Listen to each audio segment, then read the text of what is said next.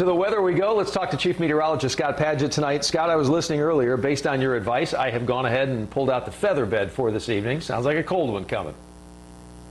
Nicely done. Absolutely. So an extra blanket on the bed tonight, not a bad idea. And if you got a lot of flowers in the ground early or you're gardening right now, make sure you cover them up because we're going to be dealing with the potential of some frost. Let's take a look at what's going on for our time lapse today from our Fort Worth sky cam. Well, we saw a lot of cloud cover around, but then late in the day, those clouds started to thin out just a bit. Another little batch rolled through, and then at sunset, you can see some clearing off in the distance. And looking at the satellite and radar right now, notice how a lot of the cloud cover has thinned its way on out. So I talked about putting that extra blanket on the bed. Cloud cover acts like a blanket, keeping warm air closer towards the surface. So we don't have that blanket tonight. So any warm air that we saw today is going to go right back out into space.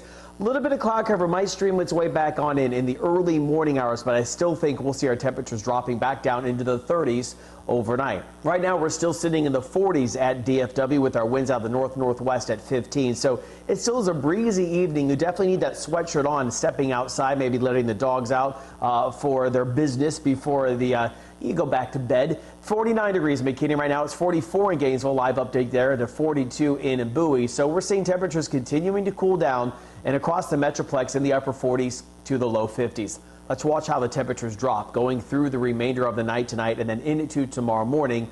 Looking at a lot of the forecast models, we're going to be down into the 30s overnight, so a little bit colder tonight than this morning. So 37 to 39 degrees, some spots about 34. So I'm forecasting 37.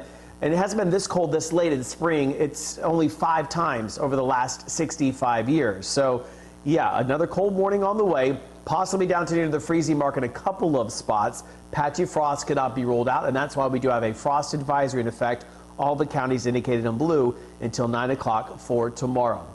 After that, we're going to be seeing a lot of sunshine back in the forecast. 63 degrees will be your high temperature going into tomorrow afternoon, 63 to 65. Sunny skies on the way.